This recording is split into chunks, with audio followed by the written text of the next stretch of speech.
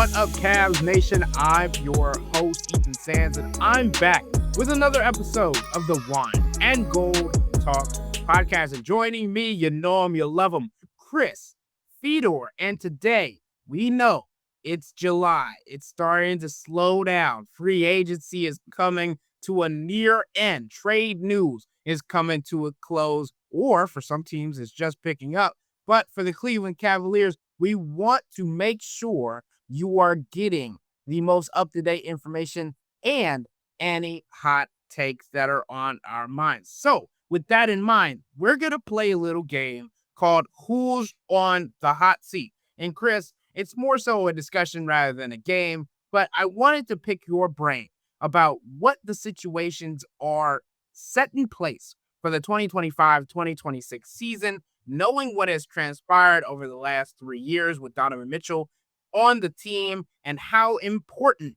this season is. We've talked a lot about that throughout the summer, but that comes down to the play. We've talked about it a lot. 82-game season doesn't mean a lot for the Cavs team at this point, but what does matter is their performances in the playoffs and who could benefit most from their successful performances. Who do you think is on your billboard in your hot seat and needs to have a great 2025-2026 season? Well, I think we just start here. Look, I mean, if you're an organization, Ethan, that is setting records for how much you're spending and setting records for how far above the second apron you are and how much a luxury tax you're paying, this cannot be a situation where you flame out in the second round of the playoffs again. That cannot happen for this organization. And if that does happen for this organization, I do think Dan Gilbert will ask for changes to be made. So I think it's a pressing question. I think when you're a team like the Cavs that are in this situation, there's a lot of pressure and there are a lot of expectations, and that just comes with it.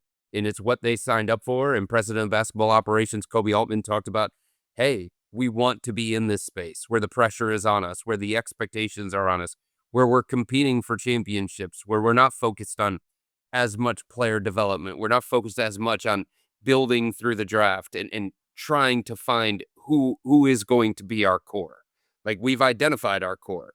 We believe in our core. Now it's about winning at the most appropriate time of the season for a team that is spending what the Cavs are spending, for a team that talks like the Cavs talk. Championship, conference finals, NBA finals. And I think if you're having these kinds of conversations, I mean, you have to look at the core first, and you have to look at the members of the core that have underachieved is probably too strong of a word, but not lived up to the standard that the organization has placed on them, not lived up to the standard that they've placed on themselves. Jared Allen is an all-star caliber center. He's one of the best centers in the Eastern Conference. Darius Garland is one of the best point guards in the Eastern Conference. He's an all-star. Both of those guys have to play like that in the playoffs. Excuses be damned at this point, right?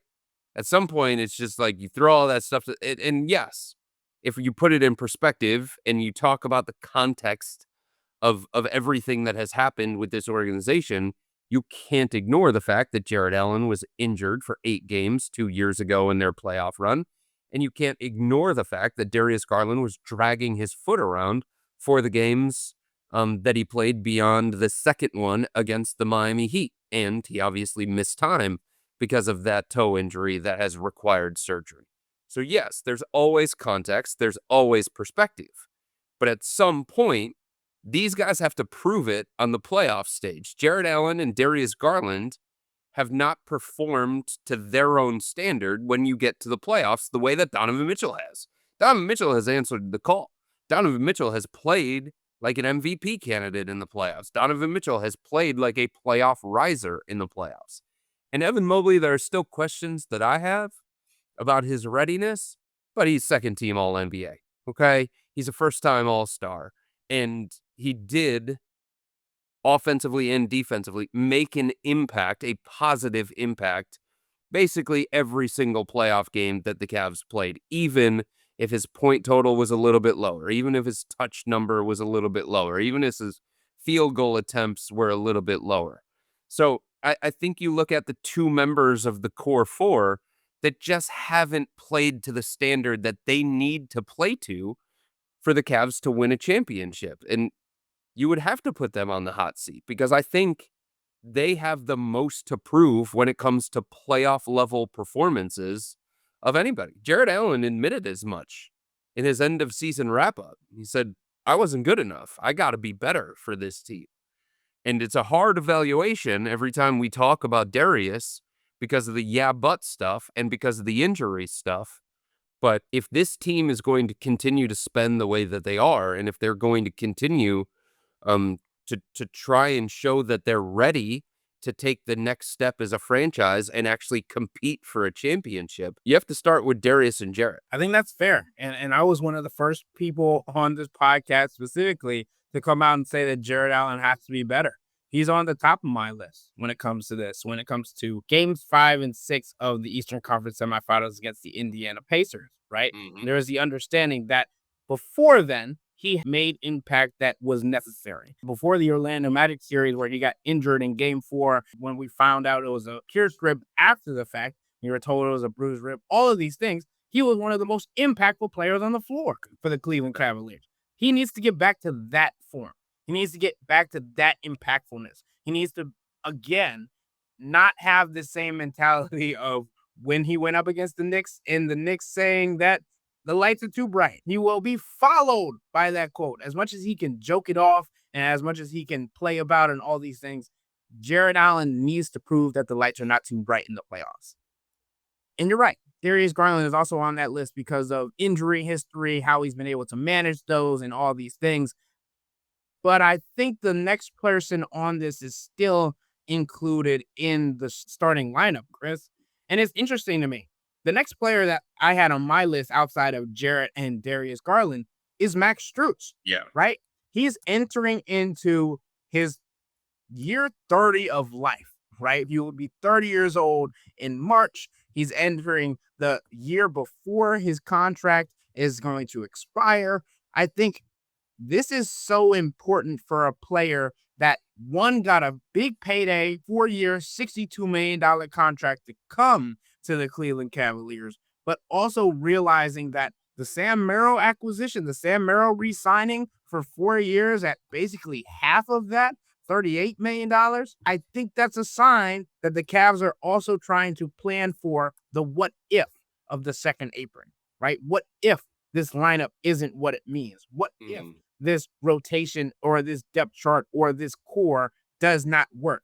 And this might be crazy to say, but I think if the Cavs get stuck at the Eastern Conference semifinals again, Max Strus might be the first person to ask out. Max Strus might be the first person to throw his hands up and like, this thing isn't working. I need to go somewhere where we can actually win ball games, because there is a hunger, a drive, a motivator in Max Strus that is on par with Donovan Mitchell, ready to be successful, ready to win, ready to make it past that portion. Obviously, Donovan Mitchell has never made it out of the conference semifinals for whichever conference he was in, but Max Strus has been to the NBA Finals. He didn't win it, but he was there. He has that itch. He has that taste to get to that. And if the people around him can't rise to that caliber, and especially when he is trying to, I don't even want to say empower, but he's trying to motivate them to get there.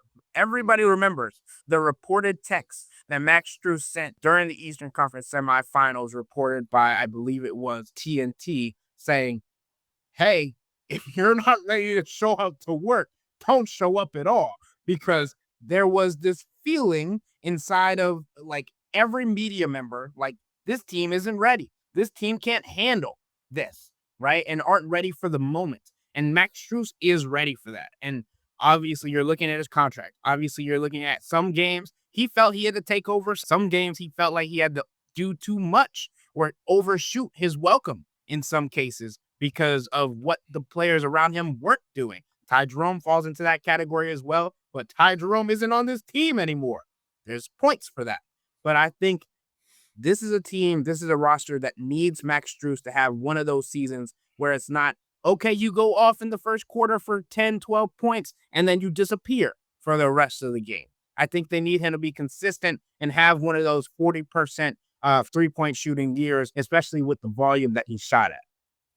Well, it's interesting because Max was good in the playoffs for the Cavs for the most part. And I know, I just think the reality of Max is that he's going to be a streaky shooter. But he shot 39% from 3-point range in the playoffs during this most recent playoff run. That's good enough, and that's with an 0 for 6 mixed in there in the finale against the Indiana Pacers. So before that, in the Indiana series, he was shooting right around 40% from 3, just like he did in the Miami series. So he was having a good playoff run, and he was making an impact for the team. And I think the thing that when it comes to Max, so many people are going to look at the 3-point percentage, and they're going to look at the volume, and they're going to look at all those different things. And I think he would be the first one to say that, he's got to shoot it better. He's got to shoot it with more consistency for him to continue to be the guy and be as reliable as he needs to be for this team. But I think the unheralded thing with Max is that the type of player that he is just brings value organically. And I don't think you can dismiss that. Even if you go back to this playoff run, yeah, the defensive struggles were apparent, obviously, especially when you get into the series against the Indiana Pacers. And I think you're always going to have those kinds of questions. If he's going to be your starting small forward, is he going to be able to hold up on the defensive end of the floor against, some of the top perimeter scorers that the Cavs are going to face throughout the course of a playoff run? And how does he get exploited at that end of the floor? But if you look at him in the playoffs, with Max on the floor last year throughout all 9 games, the 4 against Miami and the 5 against Indiana, and some of those against Indiana just were not competitive, and the Cavs had no answers offensively or defensively against the Pacers. But in the 9 games with Max on the floor, the Cavs had an offensive rating of right around 124. I mean, that's outrageous. Like, that's the kind of impact that he can bring because of his movement, because of his random cutting, because of the spacing, because of his shooting reputation. The Cavs have said for the last couple of years that they believe that gravity is controlled by volume, not so much a guy's shooting percentage. And teams aren't going to leave Max if he's missing shots, because they know what he's capable of, because he's built a reputation in the NBA, and it's a well-established reputation in the NBA. So he can run some 2-man game with Donovan Mitchell and draw some attention away from him, right? He can run some DHO stuff with Evan Mobley, and it can take attention away from Evan Mobley. That's value. That's why his numbers, or that's why the Cavs' numbers with him on the floor are usually pretty good, even if he's not making shots, even if he's not scoring in double digits. And with Max off the floor during the playoffs, their offensive rating dropped to around 116, 117. That's a significant difference. And I do think the fact that Sam Merrill is somebody that this organization believes in, that Sam Merrill is like a facsimile of Max, and they do a lot of the same kinds of things: the off-ball cutting, the 3-point shooting, the 2-man game with Donovan Mitchell, the DHO stuff every now and then with Evan Mobley, the catch and shoots, the floor spacing, all of that kind of stuff. I do think like it makes it interesting from a big picture team building standpoint of, hey, if Sam can be the guy that we think he is, and we're getting him at about $6 million less per year, like, can we replicate enough of the stuff that Max brings to the table with a cheaper option that's already in our control, already that has shown that he can be successful in this same system with this coaching staff, this style of play? It would make it easier for the Cavs to move on from Max if they get into a roster crunch situation, if they get into a salary cap crunch situation. But I would just say be careful before you start saying, all right, we're ready to move on from Max, because the difference between him and Sam, like one guy has shown that they are a starter quality wing in today's NBA. Max was a starter before he even came to Cleveland.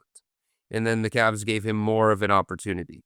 But he had already established himself that kind of way. And that's why he got 15 to 16 million per year, as opposed to like 9 to 10 million per. There are levels to this sort of thing, right? And Max, for his shortcomings, for his inconsistencies, for his streakiness, he has shown more throughout the course of his career, and he has proven to be more impactful consistently than somebody like Sam. That's why, Ethan, I'll flip it. I think there's a lot of pressure on Sam here.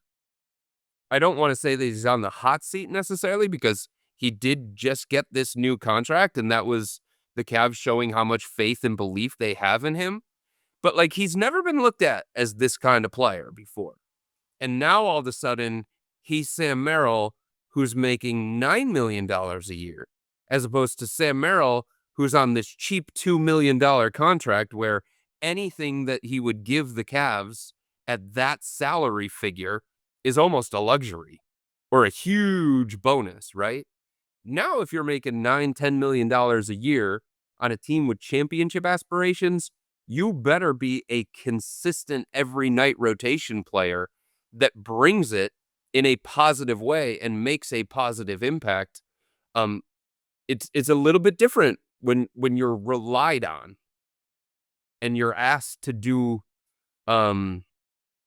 you're asked to be something that you haven't been yet in the NBA. The duality of Max Strus and Sam Merrill is obviously going to be there, and I think that's what I was trying to get into when it comes to the roster construction and the contract situation for both of them. Obviously, Max Strus is on a contract through the 2026-2027 season and then becomes an unrestricted free agent going into the 2027-2028 season.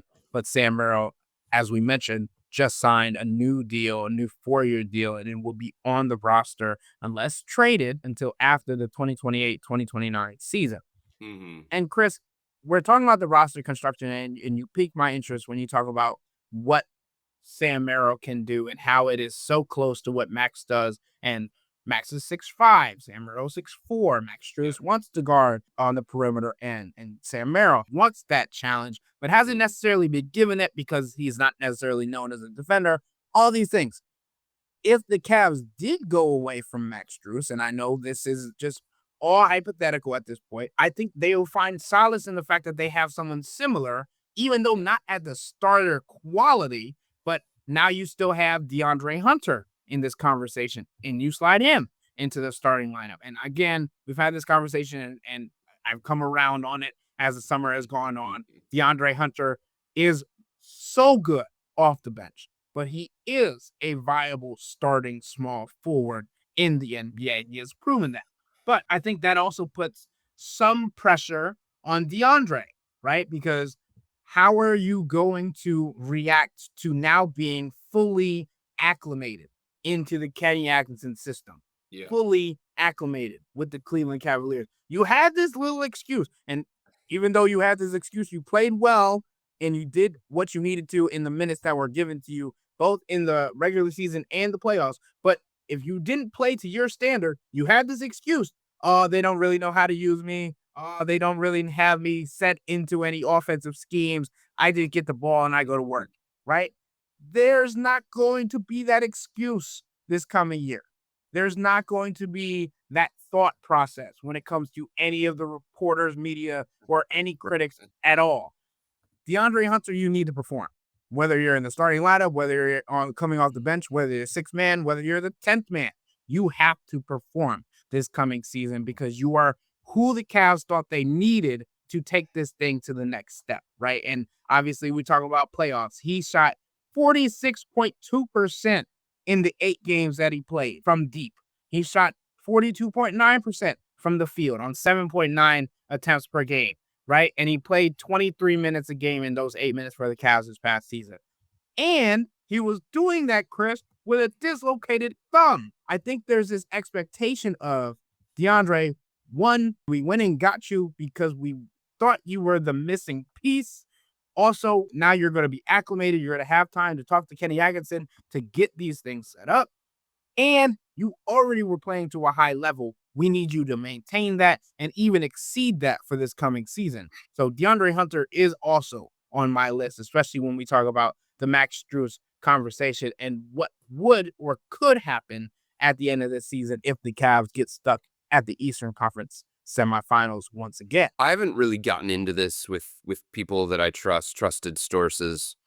But I wonder, now that you bring this up, I wonder if things don't go the way that the Cavs want them to this year, if they don't get to the conference finals and the NBA finals, I wonder if they would be more willing to move on from DeAndre than they would Max. And again, this is just kind of like me spitballing here. But if you think, and you never want to like put players in a box and say, well, you can do this, but you can't do this. Just like you don't want to put coaches in a box and say, well, your system needs this, or there's a certain type of player that you need on your roster so that you can have an offense that functions at the highest level. But everything that we know and believe to be true about Kenny Atkinson's offense and his style and his philosophy, it doesn't speak to DeAndre Hunter. It speaks to Max Strus. If you go back to when Kenny was in Atlanta, and I know he wasn't the head coach, Budenholzer was the head coach, but Kenny was there, and Kenny learned under Budenholzer. Who did the Hawks have? They had Kyle Korver just running around screens, creating chaos offensively. The movement, the cutting, all that kind of, the spacing, the gravity. And then you talk about his time with the Brooklyn Nets. Who do you have there? He had Joe Harris. Joe Harris did the same thing. Like, you could sit there and you could say, well, like, Joe Harris isn't that big of a deal. He never made an all-star game. But, like, he was a valuable player. He became a valuable player, a high-paid player for Kenny Atkinson, because that type of player thrives with Kenny. And then you talk about Golden State, like, hello. Clay, Steph, duh. And now here in Cleveland, he loves Max. He has him in the starting lineup for a reason. He kept him in the starting lineup, even after, like, a lot of people were saying, hey, man, are you going to put DeAndre in the starting lineup ever? And he obviously has an affinity for Sam Merrill. DeAndre Hunter, Kenny is still learning him, and there's still things that he needs to explore with him on the offensive end of the floor. But he's not a guy who's running around screens. He's not a guy who's making these random cuts. He's not a guy who is coming off pin downs and stuff like that. Yeah, there's a place for DeAndre, for sure, in Kenny's system. But, like, is he as much of a linchpin to the success of that system the way that Max Strus and Sam Merrill are? I'd say probably not. He's got the size, he's got the length, he's got the athleticism, he's got the versatile skill set. He's a multi-positional player, and that certainly helps him. And that's something that appealed to this front office because they thought they were going to play Boston. They thought maybe they were going to play Milwaukee. You know what I mean? And, like, DeAndre in a series against Boston, like, hello, makes a lot of sense. DeAndre in a series against the Knicks, hello, makes a lot of sense. Same thing against Milwaukee. Orlando, same thing. So there's definitely a place for him on this team. But, like, if you get into a situation where you have to make financial decisions,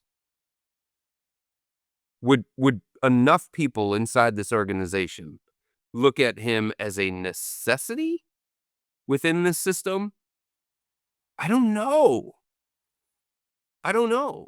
And I think if they had a choice between DeAndre and Max, and this is going way far down the road, but I think if they had a choice between DeAndre and Max, I think more people would say Max is more of a necessity to what the Cavs are and who they are at their core. So I think that's really, really interesting. But I do think you bring up a good point about DeAndre just from the perspective of, hey, like, whatever you think about George Niang, whatever you think about Karis LeVert, this organization, these guys in the locker room, they valued those guys. They saw the impact that they made. They saw how important they were to getting to this point where the Cavs are today. And they were willing to part with them for DeAndre. And at some point, there has to be more of a consistent, I think this is the way to phrase it, more of a consistent return on the investment than maybe what the Cavs got to explore in such a short time. I do think DeAndre is going to be good for the Cavs this year. I think having more time around the guys, more time in this system, more time around Kenny, I think Kenny having a better understanding of DeAndre, all those different things. I do think he's an important piece. I do think he's going to slide into that prototypical sixth man role for this team. And he's probably going to play between 25 to 30 minutes a night. So this is not to diminish his importance or diminish his value. Because I definitely think there's a lot of value with DeAndre, and I think there's a lot more that can be explored with DeAndre. But like, you're right. They traded for him because they felt like at that time they needed him and they believed in him and he was going to be a better fit. And he was going to be more impactful than what they already had with Karis and George. And DeAndre's for this upcoming season, he's going to have to live up to that for sure. I'm not ready, Chris, to go ahead and say that Max Strus is more valuable to the Cavs than DeAndre Hunter just yet, only for two reasons. One, the one that we keep talking about, he hasn't really gotten acclimated with this system yet. So we haven't had the true vision of how Kenny Atkinson wants to use DeAndre Hunter. We were in the playoffs, and Kenny Atkinson was like, I'm still getting to know this guy. Right. And I was like, well, how are you using the offense in what you want to do with him if you don't know him? So I think that's the biggest one.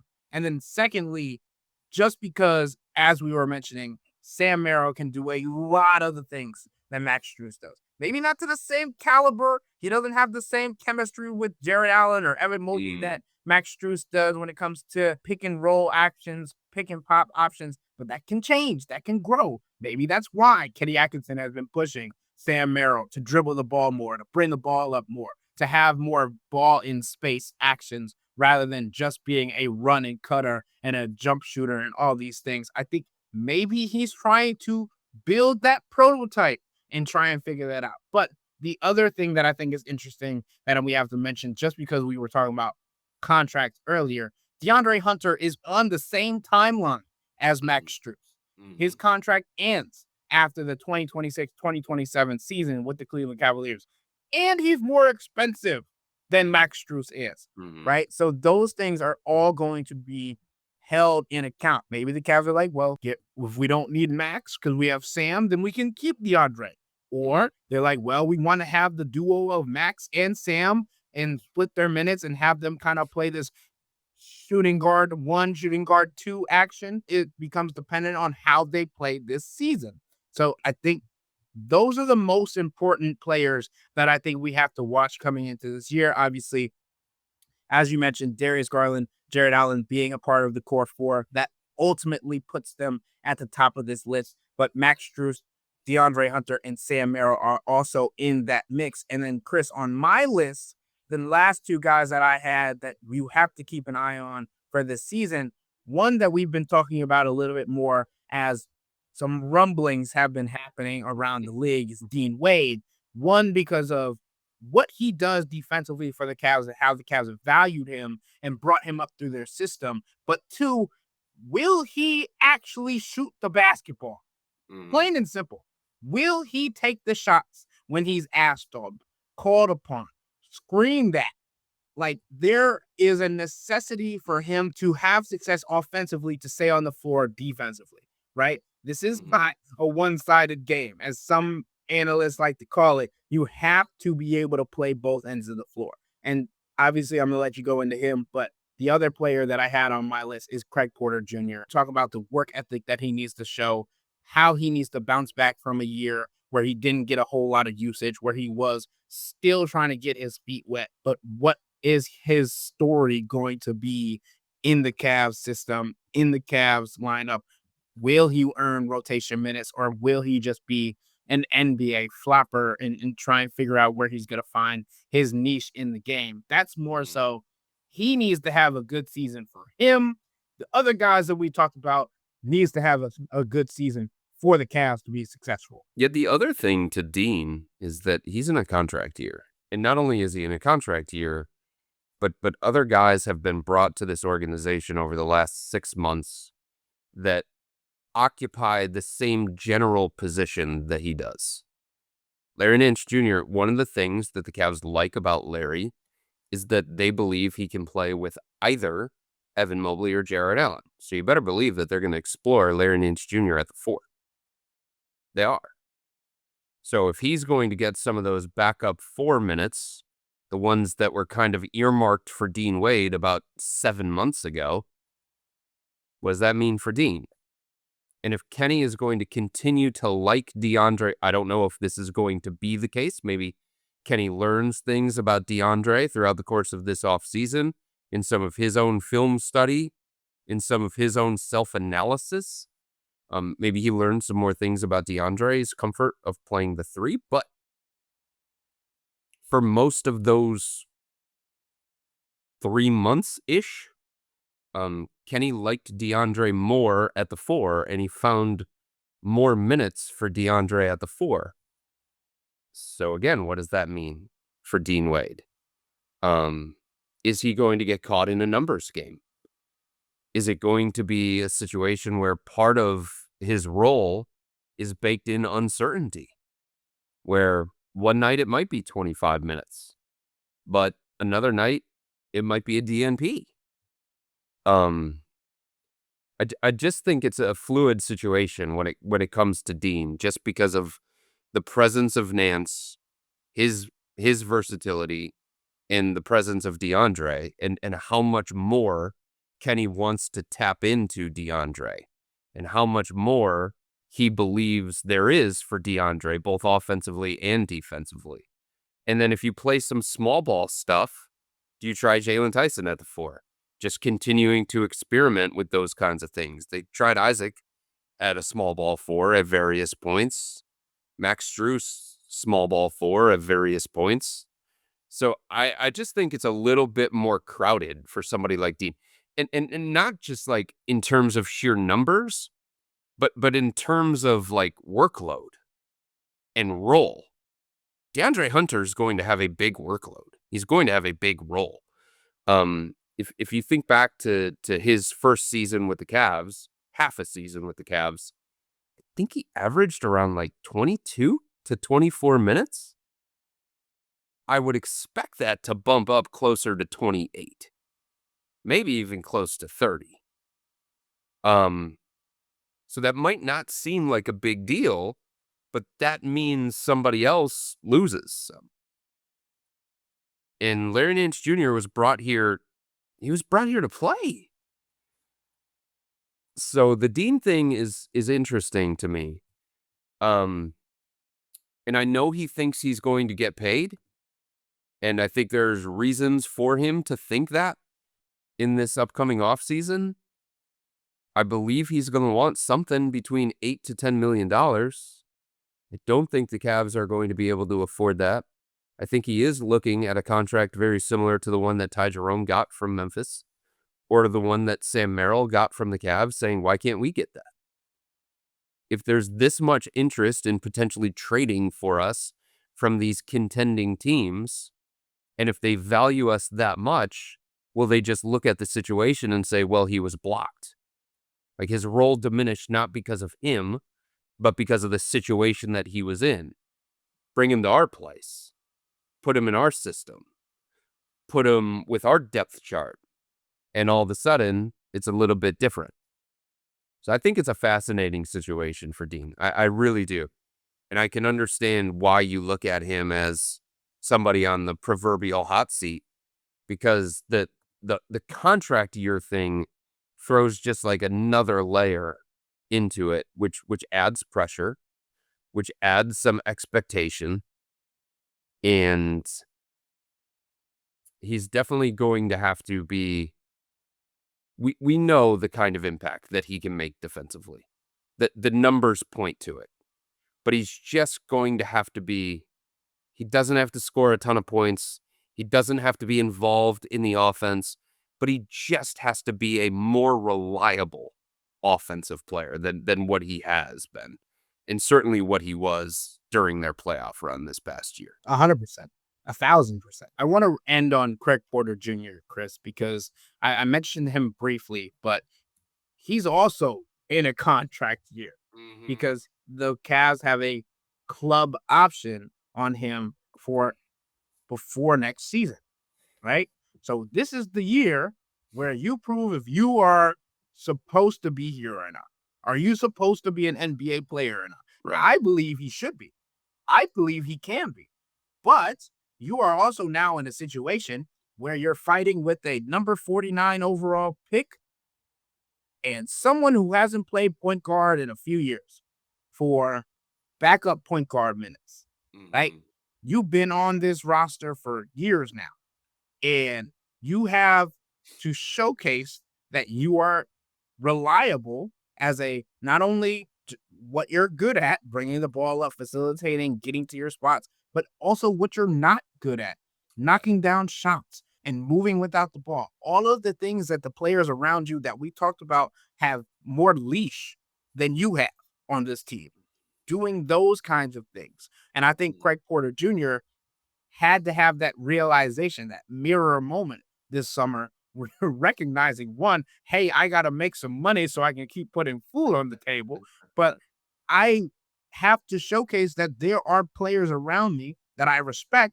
But as he said in his press conference earlier before he went to Summer League, he has to take another man's job. That's point blank period what this game is all about. Just like him, Tyrese Proctor's trying to make a name for himself. Jalen Tyson is trying to make a name for himself. Lonzo Ball's trying to make a revamp for himself, right? He's in a conversation. He's in a competition with players who are hungry. It's not just players who have been around the league for a while. It's players who legitimately are going to fight, crawl, bite, whatever they need to do to maintain their standing in the league and also improve their standing in some conversations around the organization. Jalen Tyson wants ordinary, regular rotation minutes. He's going to get them however he can, whether that's playing the 4, like Chris mentioned earlier, or maybe that's playing the backup 1 or 3 with ball handling duties, right? Whatever the Cavs need, he's going to do it. He's been in the gym, work ethic, right? We don't have those conversations about Jalen Tyson because he's sleeping in the gym if he could. So I think there's these conversations about Craig Porter Jr. that he's had to have internally, but also his game has to translate to that as well. And there's more people that he's fighting with for minutes to do that. And I think that was what he realized. Like, if he's going to be competing, especially with Darius Garland out, this is the chance. This is the opportunity. The last time that you showcased why you should get a 4-year contract with a club option on the 4th year was because there were injuries and you had a chance to showcase. Those opportunities might be becoming even more slim than they were in your rookie season and in your sophomore season. I think it's interesting to think about how all of these different players are fighting for what they want their story to be, right? And that's, as journalists, as storytellers, that's what we love is trying to tell the stories of these players. But these players are trying to fight to maintain that, to keep that going, to make sure that they can play as long as possible, right? And I think that's why we take for granted, like LeBron playing for as long as he did, Chris Paul playing for as long as he does. I think those are the players that it has become normalized for players to play 15 years, 18 years, 20 years in the NBA. And now there's players that we get to cover on a daily basis. They're like, well, that might not be my reality. That might not be what I get to do unless I put my best foot forward. And that's what I mean by hot seat or needing to have a good season for this team. I'm not saying that someone's going to be X'd out because if they don't do something. Some might not. But depending on your situation, you have to know internally what your goals are and what you're going to have to deal with coming into this next season. And I think that's why when we talk about it, Chris, I'm just going to run through the list of the names that we just went through. People that were on the hot seat or need to have a good season / playoffs for the Cavs in 2025-26. Jarrett Allen, Darius Garland, DeAndre Hunter, Dean Wade, Craig Porter Jr., Max Strus, and Sam Merrill. 7 players out of their 14-man roster have something to prove. That could be a good thing for the Cavs. That could be a bad thing for the Cavs because we know when the pressure is on, this team feels a little different. So I think this team this season is going to have to prove itself throughout the regular season how they handle pressure, and maybe that'll help them when they get to the playoffs about handling that different kind of element and environment where it's do or die time for them. Yeah, I mean, that's what comes with winning 64 games and being the number 1 seed in the Eastern Conference and losing earlier than everybody anticipated. That's what comes with coming into a season as one of the championship favorites, one of the Eastern Conference favorites. There's expectation, but there's also pressure. And some of these guys are going to be asked to be in expanded roles. Sam Merrill is going to be an expanded role. The look, how people view Sam Merrill is very, very different today because of his contract than what it was 6 months ago. With money comes expectation. With a specific contract comes expectation. The other layer to the Sam Merrill thing is there is a segment of fans that still do not understand that Sam is here and Ty Jerome is not. And that's going to follow him, whether it's fair or not. And I don't think it's entirely fair, but whether it's fair or not, that's going to follow him. And if he doesn't live up to that contract, and if he doesn't perform like a consistent member of this every night rotation, people are going to be watching whatever Ty Jerome does in Memphis, and they're going to compare the two. It's the way it goes. That's part of this. And then Craig Porter Jr., like you said, he's got to show, Ethan, that he can be a backup point guard in today's NBA. And he hasn't shown that consistently enough. Now, you might say he hasn't gotten the opportunity to show that consistently enough, and you're right. But the Cavs believe that there is a backup NBA point guard in there. They have talked about that for the last couple of years. That's how they view him. And if he's in a contract year, he's going to want the rest of the league to view him that kind of way too. Can he be the Cavs version of Jose Alvarado? Can he be Tyus Jones? You know, that type of play. Can he be the Cavs version of TJ McConnell? That's what he has to show, because that's probably, you don't want to put a ceiling on a young player, but I think it's fair to look at the skill set of Craig Porter Jr., the strengths and the weaknesses, the development trajectory at this point, and his ceiling in the NBA is probably that. Backup point guard, Jose Alvarado, Tyus Jones, Trey Jones, TJ McConnell. You can make a really, really good living. You can have a considerable role on a championship team as an established, reliable, trustworthy backup point guard. And I just don't think, again, he really hasn't had the opportunity because of the situation that he's been in. But to this point, the idea of Craig Porter Jr. Has not matched what the Cavs have actually gotten or what he's actually been able to show throughout the course of his NBA career. And again, that's what comes with this. Expectation, pressure. You're on one of the best teams in the NBA, and not everybody can stay. Not everybody can be a core piece. Not everybody can be looked at as a franchise pillar. The pieces, the ancillary pieces on the roster for a team like the Cavs, for a team like the Nuggets, for a team like the Los Angeles Lakers, those change. Those change. unless you find a way to make your stay a little bit more permanent by the things that you do behind the scenes, by the way that you fit in the locker room, by the way you fit on the court, and the things that you show on the court as well.